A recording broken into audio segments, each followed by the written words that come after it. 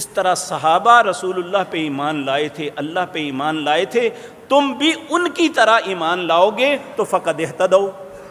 پھر تم ہدایت یافتہ ہو۔ وَإِن تَوَلَّوْا فَإِنَّهُمْ فِي شِقَاقٍ،